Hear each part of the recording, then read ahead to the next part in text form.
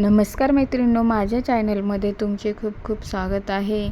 तर मैत्रिणींनो, आज मी तुम्हाला सांगणार आहे की काकडीचे पराठे आणि दह्याची चटणी कशी बनवायची आहे ते शेवटपर्यंत व्हिडिओ पहा। इथे पहा, मी घेतलाय लसूण, कोथिंबीर, जिरे, हळद, चटणी, काकडी घेतल्या 4-5, परत ओवा आणि गव्हाचं पीठ। इथे मी तांदळाचं पीठ आणि बेसन पीठ घेतलेले आहे। पहिले काय करायचे आहे, काकडी छानपैकी अशी खिसून घ्यायची आहे। खूप बारीक बारीक बारीक बारीक खिसायची आहे। तर मैत्रिणींनो, तुम्ही बरेचसे पराठे पाहिले असेल, पण काकडीचे पराठे पाहिले नसेल तर तुम्ही अशा प्रकारे काकडीचे पराठे करू शकता। मुलांच्या टिफिनला, ऑफिसला हे नेऊ शकता किंवा आपण ब्रेकफास्टसाठी हे काकडीचे पराठे खाऊ शकतो। खूप पौष्टिक आणि छान असतात। फक्त तुम्ही त्याच्यामध्ये तांदळाचे पीठ ॲड करा, ते मस्त कुरकुरीत आणि छान असे होतात। तर मी इथे काकडी पूर्णपणे खिसून घेतलेली आहे। पाहू शकता तुम्ही, पूर्ण बारीक अशी खिसून घ्यायची आहे, जेणेकरून आपले पराठे मऊ आणि कुरकुरीत होतील। तर काकडी खिसून घेतल्यानंतर आम्ही परत 2-3 मी 5 काकड्या घेतलेल्या आहे, त्या पूर्णपणे बारीक अशा खिसून घेतलेल्या आहे। आणि त्यानंतर आपण इथे गव्हाचे पीठ घेतलेले आहे। गव्हाच्या पिठामध्ये ते पूर्ण टाकून द्यायचं आहे। काकडी आपण खिसलेली आहे ती पूर्णपणे मिक्स करून घेतलेली आहे मी, तुम्ही पाहू शकता। आणि त्यानंतर त्याच्यामध्ये मी कोथिंबीर पण टाकलेली आहे। त्याच्यामध्ये चवीनुसार मीठ, चवीनुसार हळद, जिरे आणि ओवा पण टाकलेला आहे। त्यानंतर इथे मी तांदळाचे पीठ मिक्स केलेले आहे। त्यानंतर बेसन पीठ सुद्धा टाकलेले आहे, 1 वाटी बेसन पीठ। त्यानंतर मी हळद, चटणी वगैरे टाकून घेतलेली आहे। आता आपल्याच आवडीनिवडीनुसार तुम्ही मीठ टाकू शकता। त्यानंतर मी ह्याला याच्यामध्ये लसूण आणि याची पेस्ट बनवली होती, ती पण टाकून घेतलेली आहे। तुम्ही जर पाहिजे तर कांदासुद्धा टाकू शकता, पण मी कांदा नाही टाकलेला। त्यानंतर 1 चम्मच तेल टाकायचे आहे, गरम तेल, जेणेकरून ते आपले पराठे कुरकुरीत आणि मस्त होतात।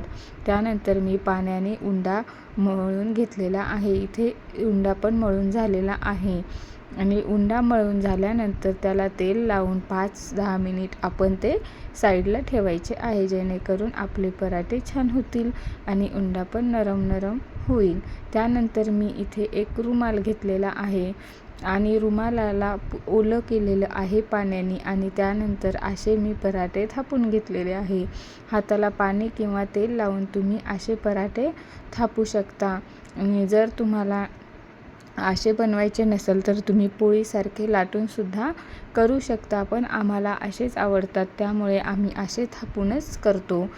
त्यानंतर काय करायचे आहे, त्याला आपण असे गोल गोल छिद्र करून घ्यायचे आहे, जेणेकरून आपण जे तेल तव्यावर टाकतो ना, तर त्याच्यामध्ये तेल जाईल आणि ते छान असे तळून म्हणजे फ्राय होतील। आणि तेल वरतून टाकून घ्यायचे आहे, जेणेकरून ते तव्याला चिपकणार नाही। तर मैत्रिणींनो, तुम्हाला पण असे पराठे करायचे असेल तर तुम्ही ही पद्धत वापरून नक्की करू शकता। 1 नंबर पराठे होतात। पाहू शकता तुम्ही किती छान असा पराठा रेडी झालेला आहे। आणि छान असे भाजू दिल्यानंतर दोन्ही साईडनी छान प्रकारे भाजू द्यायचे आहे।